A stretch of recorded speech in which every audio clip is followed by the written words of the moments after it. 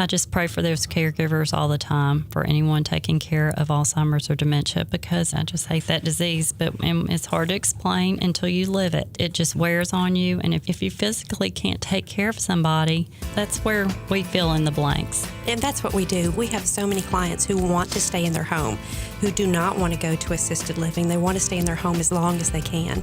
And that's where we come in. We help them stay in their home for as long as they can.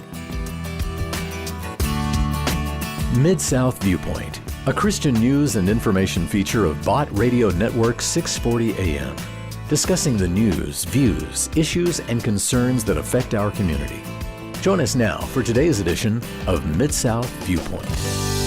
Hi, and welcome to Mid-South Viewpoint. I'm Byron Tyler. Glad you could stop by on today's program. Today, we want to talk with Margaret Lawrence and Pam Evans with SOS, Serving Our Seniors, one of our faithful advertisers, the partnership we wonderfully appreciate with all of our advertisers. These advertisers we bring to you that provide such needed services like Serving Our Seniors does. We're going to kind of unfold the story today. We want to talk about life. We want to talk about some of the issues that you possibly deal with your aging parents and loved ones. I know I'm dealing with it right now and have been for a number of years with my father. Let's just kind of sit back, relax, and meet our guest and see how possibly serving our seniors could fit into your life, into your home. Margaret, welcome, first of all. Thank you, Byron. How long have you been in Memphis? How long have you lived here? I grew up in Memphis. Are you a Memphis girl? I am. You don't meet a lot of folks who have been here all of their lives. So what area of town did you grow up in? I grew up in Midtown. Where'd you go to high school? Graduated from Central High School. My mom graduated from Central. I'm not comparing you in age, I promise So you. did my father. But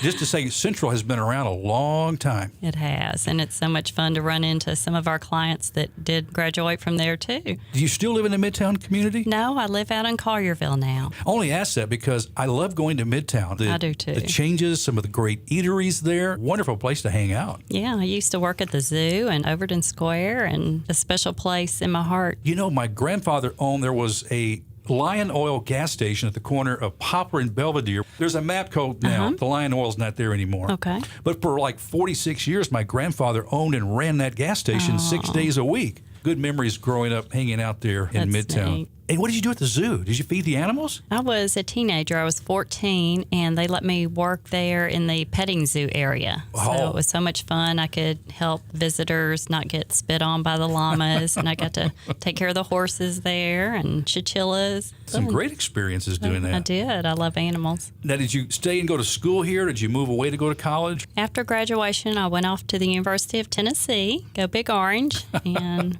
found a husband. Or he found me. I was scared of him at first, but that's a whole nother story.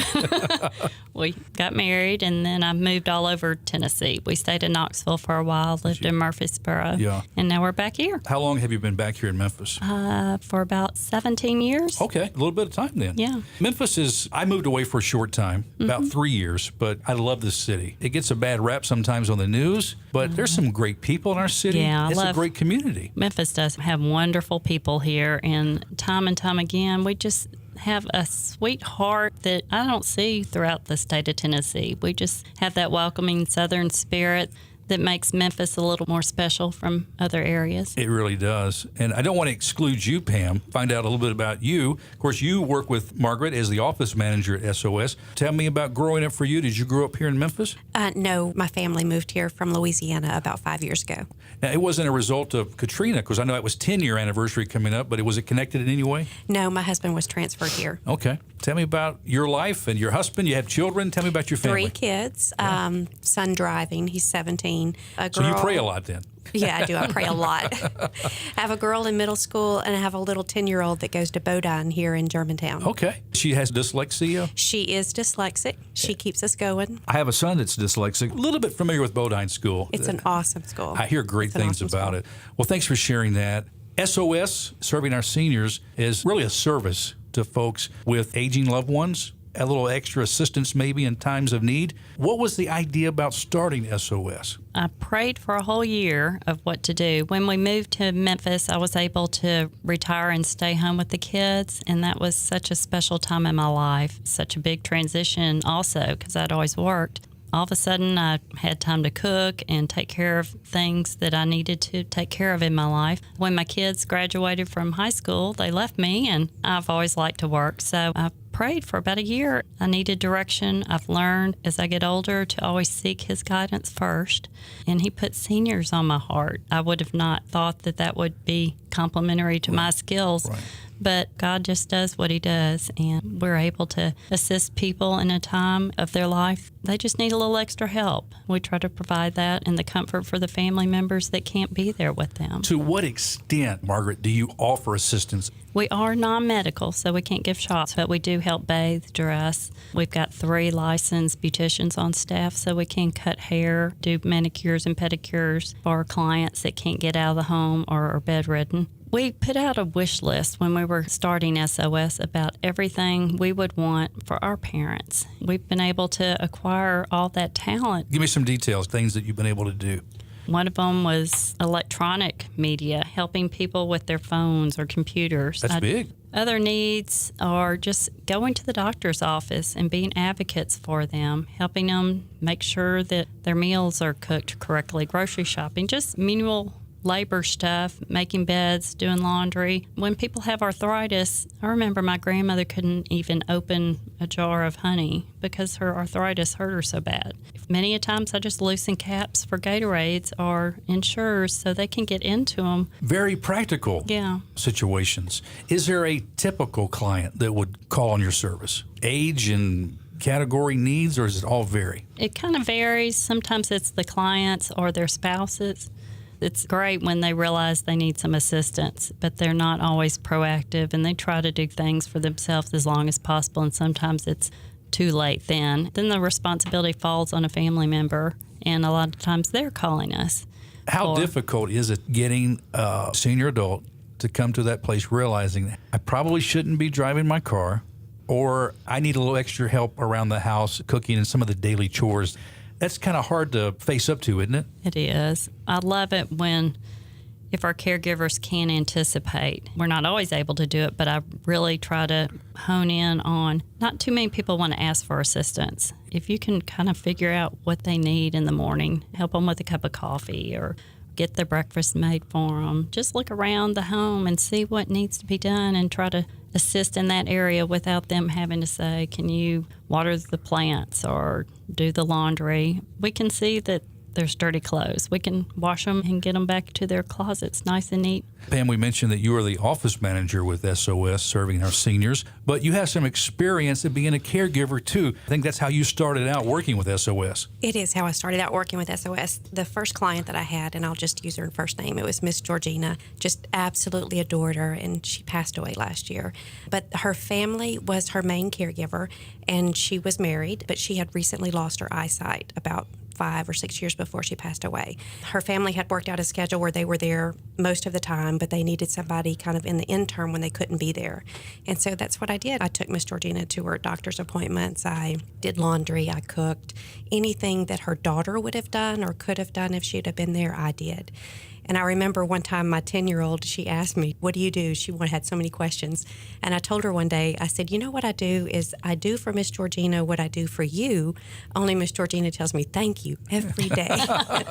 And we have a gamut on our guests. Some of our clients we are with 24/7, and they need continual care. And then we have other clients that we may be with Monday, Wednesday, and Friday, and we help them book their doctor's appointments, we do their grocery shopping, do everything I think that a child would do, but maybe their children don't live in Collierville. We have quite a few clients whose children live out of town who just can't be there. We let them know how their parents are doing, and I want to say that we take as good of care of their parents as they would if they were here.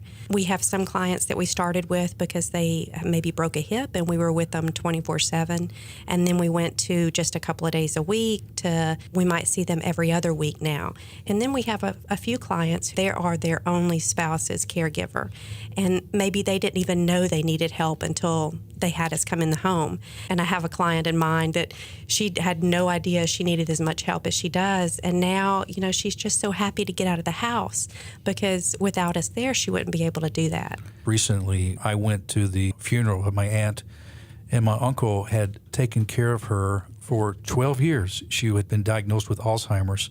As you can imagine, the road that she took. And I'm talking about a gentleman that is over 80 years old, but had just willpower like you wouldn't believe. He was so honorable in taking care of her. He really did.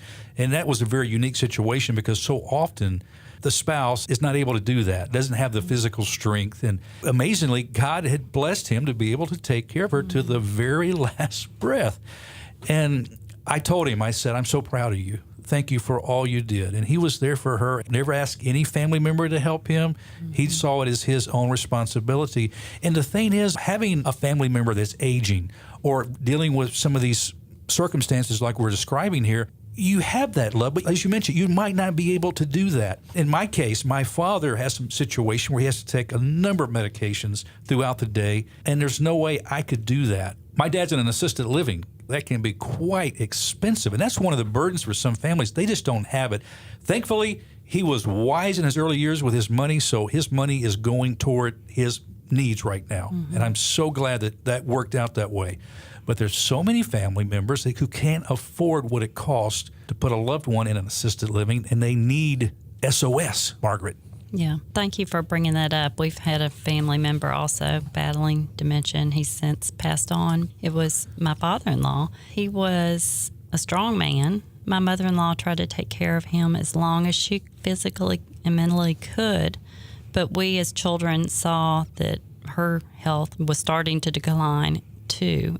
It was just not safe for her to keep on. He was up all night. If anyone has ever dealt with that disease, it can be a little different for everybody. Right. I just pray for those caregivers all the time, for anyone taking care of Alzheimer's or dementia, because I just hate that disease. But it's hard to explain until you live it. It just wears on you. And if you physically can't take care of somebody, that's where we fill in the blanks. And that's what we do. We have so many clients who want to stay in their home, who do not want to go to assisted living. They want to stay in their home as long as they can. And that's where we come in. We help them stay in their home for as long as they can.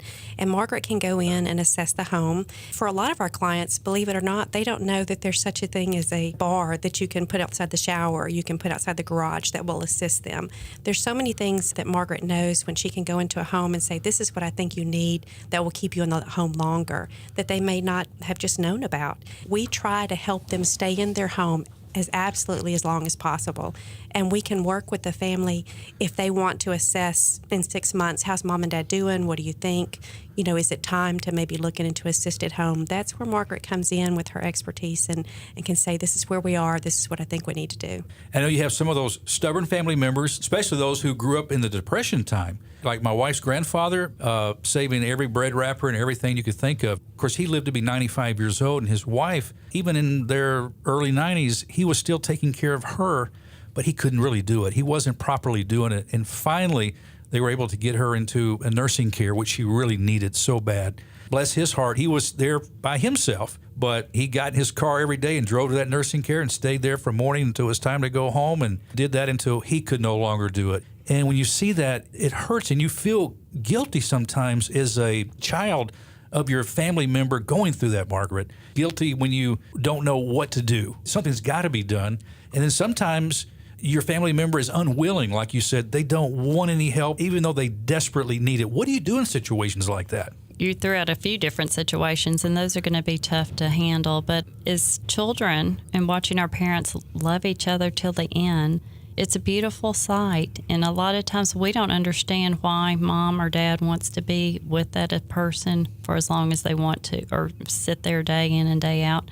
But that's their love story. That's their person that they married till death do us part. And it's a beautiful sight to see. And as kids, we've just got to let them do what they want to do. Yeah. We just love them through it because that's their choice. Well, I guess the thing I'm thinking about on the safety side, you want to let them do it, but how far do you let them do it before it can be a threat to them or even those around them? Yeah, we ran into that situation with our family too. You see that line where it's physically, spouse cannot maneuver the other spouse, whether it's in a shower or bathtub. She fell on the floor. I mean, she might lay there for hours because he was embarrassed to call anybody. And that wasn't a good thing. No.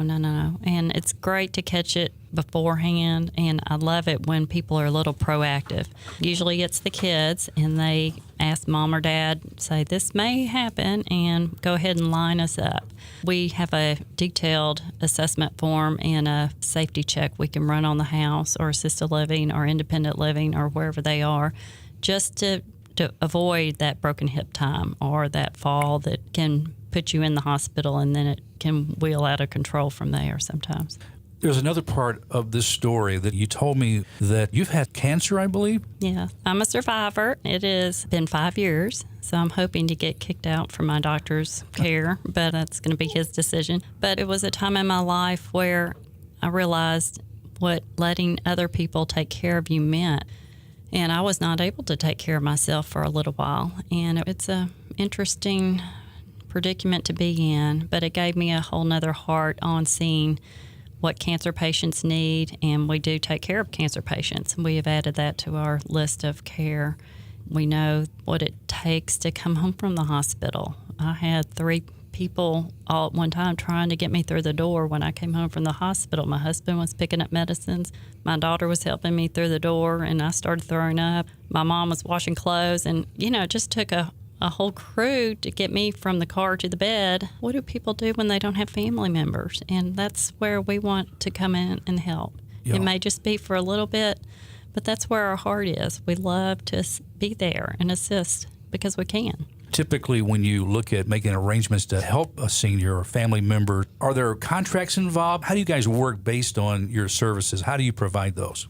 We have a letter of agreement that people need to sign. A lot of it, the state requires us to provide certain information, and we need emergency forms and list of medicines people are taking. So we have things ready to go if there is an emergency situation. We usually follow them to the hospital if they want us to. Basically, somebody needs your services for a week, a month, 6 months, or a year. You can accommodate. Is that right, Pam? That's right. There's one client that I'm with that I just absolutely refuse to give up. I adore her. I've been with her for about 2.5, 3 years now, and she calls me her best friend, and she just has the best stories. And she's 93 and lives by herself. Her family lives in Connecticut, so I'm really all she has here, and I just adore her. Typically, family member will call you, doctors refer their patients to your service, or how do you get referrals? Boy, that would be great, but we do have a few referrals from doctors. Really, we're word of mouth. So it's been previous people we've taken care of. We've got a few caregivers that have come to work with us after we have taken care of their family members. That's been interesting, but it's been great because those caregivers, those are friends of mine that knew that that's something beneficial that they could do. We'll train people how to assist and learn their comfort levels and try to match up our caregivers to the client. And I think that's what makes SOS special is we handpick employees, and I've got a crew of good managers. I've got a lot of wise people around me advising me. Pam and I match up our employees to the clients pretty well, and we've got other people that we're pulling in if we need to. Do you have certain qualifications? I'm sure you do. You have to have when you're looking at caregivers. What makes an SOS caregiver stand out above other caregivers, do you feel? Number one, and I know other companies probably look at other things, but I look for a caring heart because I can train people how to bathe, dress, brush teeth, and groom people or assist them or cook or whatever. But if they don't have that caring heart, it's not going to go too far. It's got to be more than a job. Right. There's no amount of money I can pay my caregivers for what they do. It's a heart thing. It's a matter of the heart. Is that the way it is for you, Pam? That is. I love my job. Absolutely love it. You guys go through ongoing training, too, with your caregivers. Sure, state regulations change, and you got to make sure you're up to date. Yes, we have a registered nurse that oversees all our training, and she does a beautiful job. She's so much fun to work with. We just keep going. There's always more ideas. I'm always taking ideas from other people where there's needs. Something that came out of the cancer realm, I had a sweet nurse navigator. We are starting to move into care navigating and helping people with what does your care look like from 50 on or 60 on or 70 on. What if situations? Go ahead and plan it out. We can step in and be your care navigator. What does it look like? Do you want to stay at home till you die? Do you want to be in an independent living till you die? Do you want to stay in assisted living till you die? We can make that happen. a lot of it is having a resource, knowing where to go. I know at first you have all these questions. You don't know who to talk to, who do you trust, who's going to help you get the best possible care for your family member, whether it's going to be in-home or an assistant or other type of care. So you guys are really available if someone needs just a few hours a day or if somebody needs somebody to stay overnight. Is that right? Oh, yes. We do 2 or 3 hours all the way to 24/7. Sometimes it fluctuates in between the two. Pam's one of her ladies that she's talking about that we first met in the hospital, she had fallen and broken her hip. Now we just do a few hours a week to keep her comfortable or run errands for her or do things that she can't do for herself. But there's that friendship that builds up that it just makes it worthwhile of what we do. Well, you mentioned the Care Navigator and medicine reminders, meal preparation, cleaning services, errands, personal care. I just thought about this. What about lawn care? Not that Pam's going to be out there pushing a mower. Maybe she's done that. I don't know. But could you help provide those kind of services or recommend somebody? Yeah, we actually have somebody on staff who does yard work. Oh, you do? But I have actually potted plants and weeded gardens.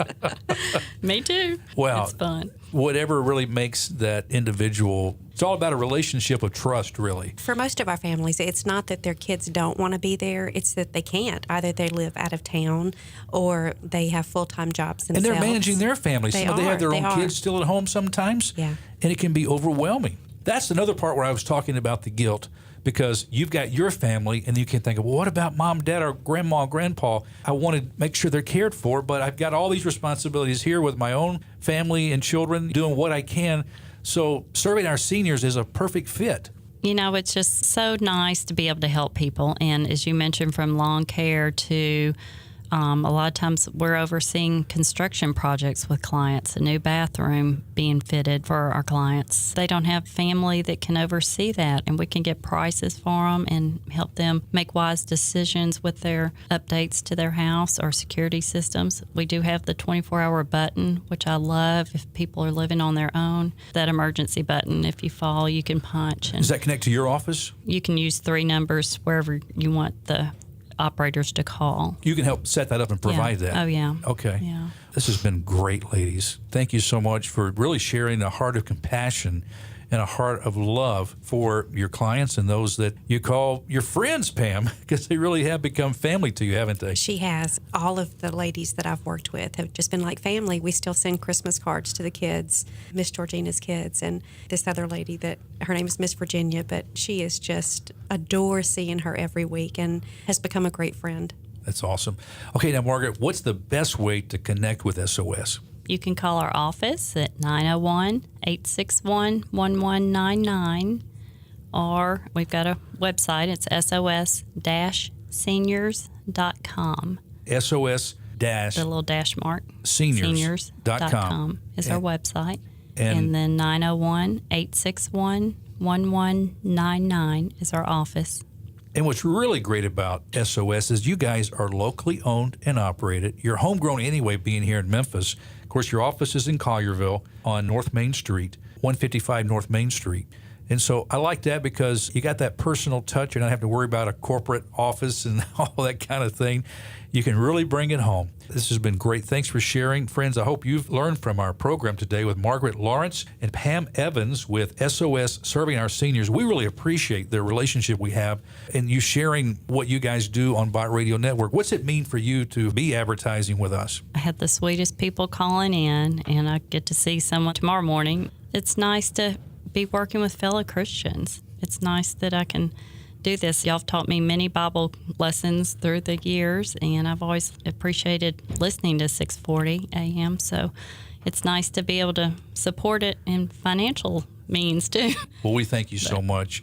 Thank you really for what you're both doing for our senior adults who have labored so hard and given so much to our families and how they can take advantage of the service of SOS. Friends, don't forget now, call that number, 861-1199, 861-1199 for serving our seniors. SOS, as we affectionately call them, because that's what they do, serve our seniors. That's all the time we're going to take on this edition of Mid-South Viewpoint. Do appreciate you stopping by. I'm Byron Tyler. We'll talk to you next time. Bye-bye. Thanks for listening to Mid-South Viewpoint. If you'd like to join the conversation, you can email us. Our address is wcrv@bottradionetwork.com. This has been Mid-South Viewpoint, another Christian news and information feature from Bott Radio Network 640 AM.